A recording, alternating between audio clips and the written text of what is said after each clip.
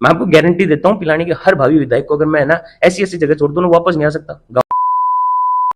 BJP वाले मोदी के नाम पे वोट मांग रहे हैं, प्रधानमंत्री मोदी जी ये कर रहे हैं, प्रधानमंत्री जी मोदी जी ये कर रहे हैं। आज मेरे पास में युवाओं की इतनी बड़ी फोर्स है, मुझे मुझे गर्व होता है उन पे। मैं आपको कुछ बातें जो ऑन कैमरा बता नहीं सकता। कोई उपलब्ध आपको दिसंबर के बाद होना हो मैं जरूर आऊंगा, गारंटी आपकी, जीते तो भी और हारे तो भी रहेगा। और तब आपको मेरी बात याद आएगी, तब आप मुझे कहोगे कि वो लड़का सही कहता था कि सब चोर हैं जो अचानक से उनके पास में कहीं से पैसा आ गया। नमस्कार दोस्तों, मैं खिल कुमार और आप देख रहे हैं जिला न्यूज झुन्नू का खास कार्यक्रम खास बातचीत। आज अपने बीच में अहिया का शख्स हैं जो युवा नेता उनके साथ एक अपनी आवाज ने बुलंद करने का नाम जाने जा है। पूरी इनकी जीवन शैली के ऊपर बातचीत करांगा और उनको जो आगे को भावी कार्यक्रम है उनका ऊपर भी बातचीत करांगा। तो सबसे पहले सर राम राम। राम राम आपको भी और आपके दर्शकों को भी। तो एक बार दर्शकां तारो परिचय दे दो। सब परिचय बढ़ाने खातिर तो लड़ाई लड़ रहे हैं, ऐसा तो कोई परिचय को नहीं। नाम अनुराग जो है, हाल भारतीय किसान यूनियन में प्रदेश सचिव है और पिलानी विधानसभा से विधायक प्रत्याशी के रूप में अभी कार्यरत है। तो एक टीचर होके ते पॉलिटिक्स में क्यों आया? इस बारे में अगर बात करें तो मैं हमेशा दो बातें कहता हूँ कि that I am a teacher by choice and a politician by destiny. कभी ये नहीं सोचा था कि राजनीति में आऊंगा, ठीक है। मैं अपनी लाइफ में बहुत खुश था। There are circumstances. सो ये सारी शुरुआत होती है 2018 के बाद में, when I was preparing for civil services. तो आईएएस की तैयारी करते वक्त कुछ बिंदु में हो सकता है कि भावनात्मक होकर ये निर्णय ले लिया था। उस समय मुझे लगा था कि परिवर्तन जो समाज में हम चाहते हैं वो बाहर से नहीं हो सकता है। अगर आप सिविल सर्विसेज में चले भी जाते हो तो आप एक ऐसे सड़े गले सिस्टम का भाग बनोगे जहां पर ना चाहते हुए भी आप अच्छा नहीं कर सकते। हालांकि लोग राजनीति के बारे में भी यही सोचते हैं, किंतु फिर मुझे ऐसा महसूस हुआ कि अगर आज का युवा ये नहीं सोचेगा कि उन्हें राजनीति का भाग बनना है तो मुझे नहीं लगता कि वो परिवर्तन आ पाएगा जो हम समाज में सोच रहे हैं।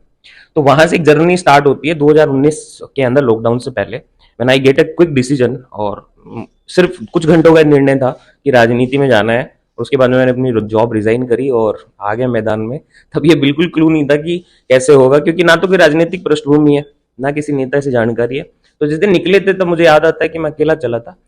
आज मैं ये नहीं कहता कि हम बहुत बड़े चेहरे, लेकिन अगर अपने आप को थोड़ा बहुत भी स्थापित कर पाए हैं तो मुझे लगता है एक बहुत बड़ी जीत है। और अब इतना समय बीत जाने के बाद में, 4-5 साल बीत जाने के बाद में, मुझे महसूस होता है कि शायद मेरा निर्णय बहुत सही था। हो सकता है कि जो मैं करना चाहूँ उसमें समय लग जाए, किंतु मुझे लगता है मैं बहुत सही रास्ते पे हूँ। तो पिलानी विधानसभा में सब छोटी उम्र युवा थे ही हो, और भी कोई है? नहीं, जहां तक एज क्राइटेरिया की बात है, मुझे लगता है कि उम्र के हिसाब से सबसे छोटा मैं ही हूँ। लेकिन ये कह देना कि मैं सबसे छोटा हूँ सबसे गलत होगा। मैं उसका आपको कारण बता सकता हूँ क्यों। जो मौजूदा विधायक हैं, क्योंकि उनको राजनीति में 5 साल उनका कार्यकाल हो गया है तो वो सबसे बड़े हो गए। उसके बाद में अगर आप मुझसे पूछोगे कि सबसे बड़ा कौन है तो मैं अपना नाम लूंगा, क्योंकि बाकी के जितने भी कैंडिडेट आप देखोगे ना वो 2 साल पहले पैराशूट से उतरे या पैदा हुए हैं राजनीति में। ये कुछ तो ऐसे हैं जो 6 महीने पहले आए हैं, ठीक है। तो उम्र की बात करें तो हो सकता है कि मैं सबसे छोटा हूं, लेकिन अगर राजनीतिक उम्र की बात करेंगे तो आपको ये पता चलेगा कि हाँ, शायद हम उनसे बड़े हो गए हैं। तो इब दो पार्टियां की मैं बात करूं, बीजेपी और कांग्रेस, सब आपको दमखम दिखाने की कोशिश करेंगे कि मैं यो कर दूं, मैं यो कर दूं, मैं जिता दूं। इब मौजूदा विधायक जेपी चंदेलिया की बात करें तो उनको ऊपर तरह के ख्याल है 5 साल में क्या काम कराया। मैं जैसे अभी अपन इस कमरे के अंदर हाल फिलहाल में 10 लोग मौजूद हैं। मान लीजिए कि किसी वजह से इस कमरे का तापमान बढ़ जाए और इतना हो जाए कि हम 1 घंटे तक ही जिंदा रहेंगे। सामने आपका एक एसी लगा हुआ है, पर मान लेते हैं वो खराब पड़ा है।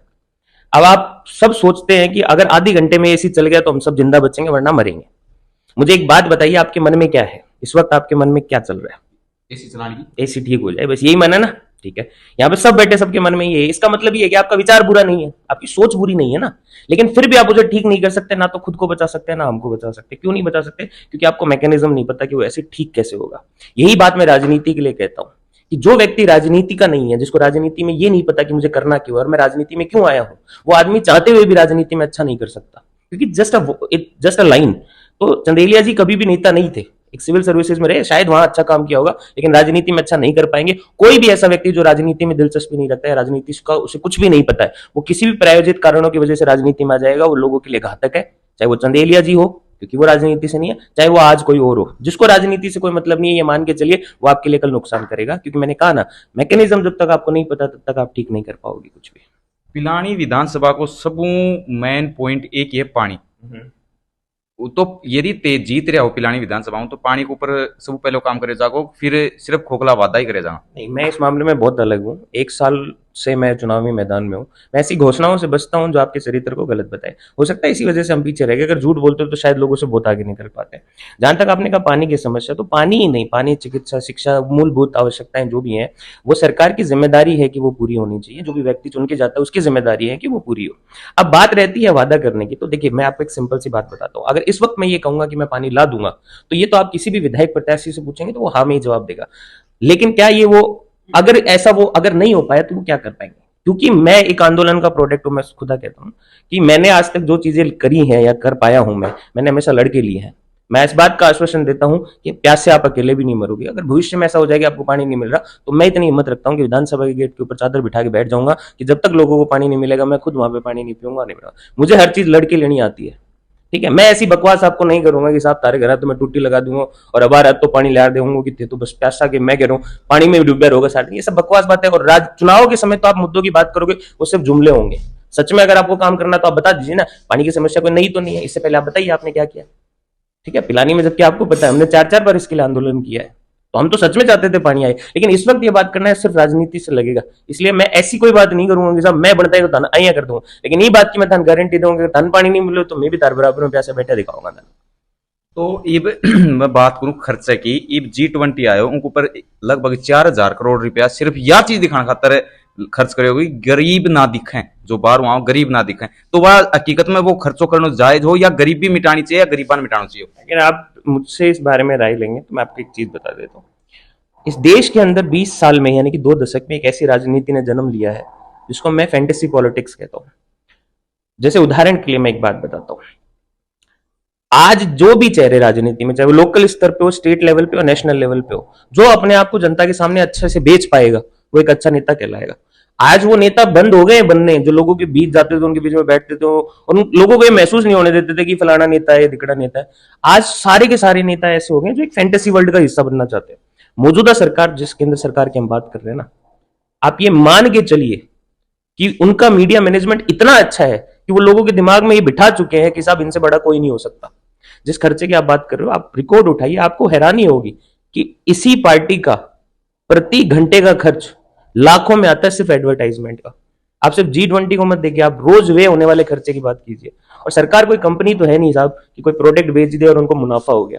सरकार के पास में पैसा आता है जनता के टैक्स का, और इसी टैक्स का पैसा सिर्फ ये अपने महिमा मंडल करने के लिए करते हैं, ठीक है। रुपया क्या है भाई बेरो जनता, ठीक है। हाल फिलहाल मेरे घना प्रोजेक्टाइल नेता ही, ठीक है, जो गलत करके उनको बाद न्यू और क्या सरकार पेपर लीक करा। अरे लीक कराने हो तमी हो की करो तार धंधो किया बताओ, जनता खुल के बताओ तारो काम किया चलो है। उनको बाद में न्यू को कि साहब हम तो काम करेंगे सब, मैं तो जनता की सेवा करना चाहता हूँ। कौन सी मनी को प्रमाणित रूप दो, नहीं तो 2.5-3 करोड़ रुपए मेरे लेके आओ, मैं सेवा आप ही करा दूंगा। ये भी चुनाव छोड़ो, मैं भी चुनाव छोड़ो, दोनों छोड़ांगा, आप सेवा करांगा।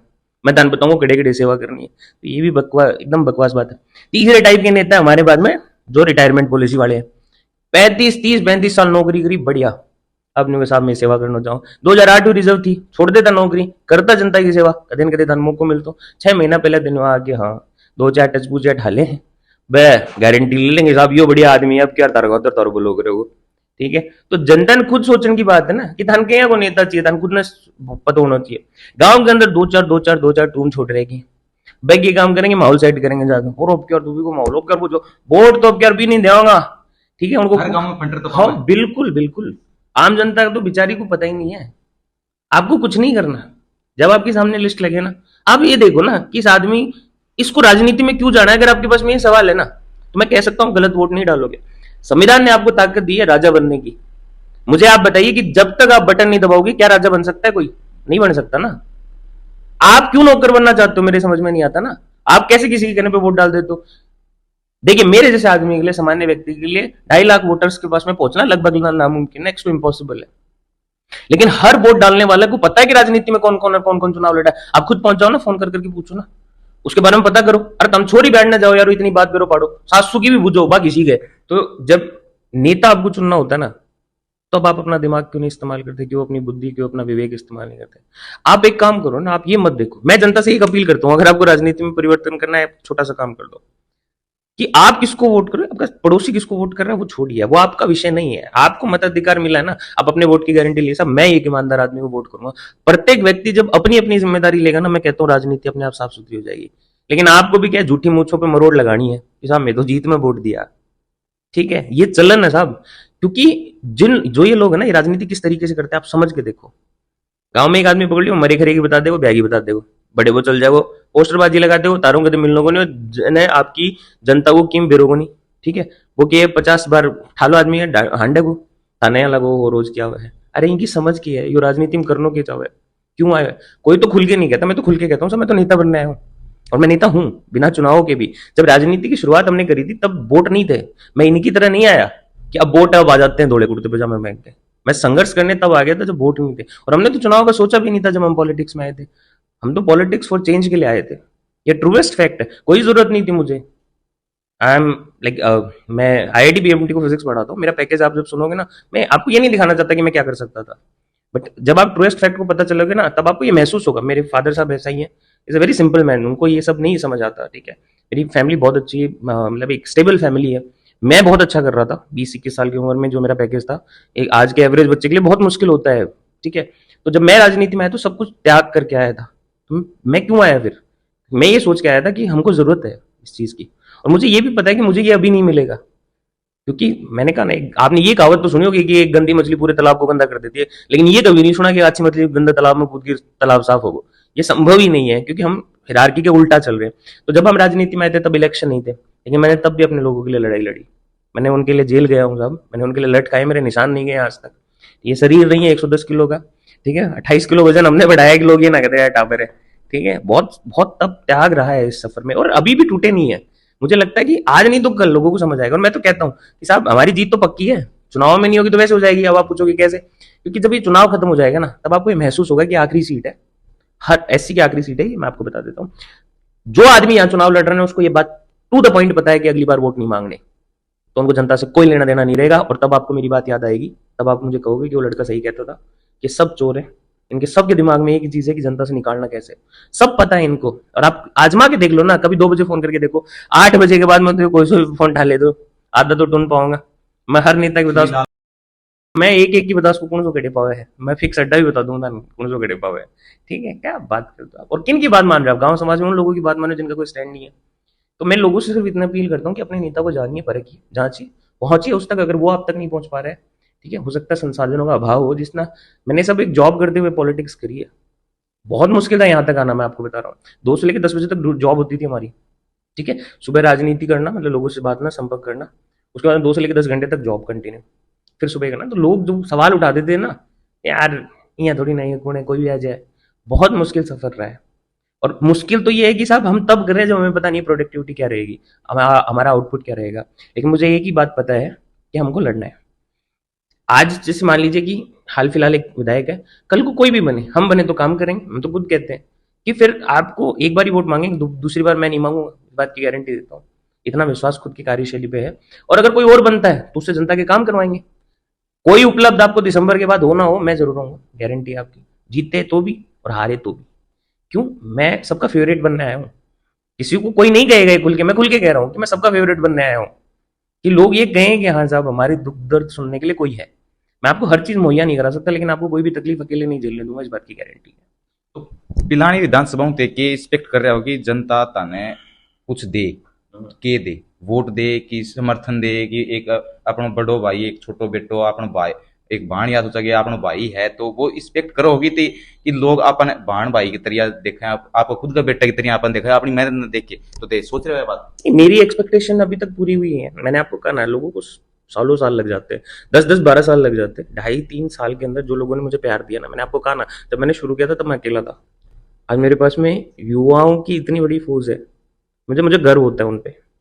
मैं आपको कुछ बातें जो ऑन कैमरा बता नहीं सकता, इतनी इतनी बातें हैं। जैसे मैं आपको बताऊं, ऑनलाइन सर्वे होते हैं ना, मैं हर बार अपनी रिपोर्ट देख के हैरान हो जाता हूँ कि कैसे मैं सबसे ऊपर आ जाता हूँ। लेकिन वो यूथ है ना, अब उनको इतनी राजनीति करनी नहीं आती ना इन लोगों की तरह की, जहाँ हम प्रोग्राम कर लिए और माड़ा गलवा दी, ये फटके आते नहीं हमारी वाली यूथ, ये फटके आते नहीं हमारी यूथ को। लेकिन दिल से मेरे साथ, उनको कुछ नहीं चाहिए मुझसे, लेकिन वो दिल से मेरे साथ में। हर महीने की 2 तारीख को मेरे पास ऐसी भी लोग हैं, मैं आपको पर्ची दिखा दूं, हर महीने की 2 तारीख को 200 रुपए 300 रुपए पहुंचा के मुझे पिछले 8 महीने से, जब से मैंने जॉब छोड़ी है, मुझे फंडिंग होती है कि अब आप अपनी राजनीति कंटिन्यू करो। एक आदमी जो फ्रूट भेजता है हमारे गोल चक्कर पे, लाला नाम उसका, ठीक है, मेरा सबसे लाडला है, वो लड़का मुझे हर महीने के लिए देख लो आप 300 रुपये भेजता है। आप सोचिए ना, मुझे एक्सपेक्टेशन मेरी पूरी हुई है।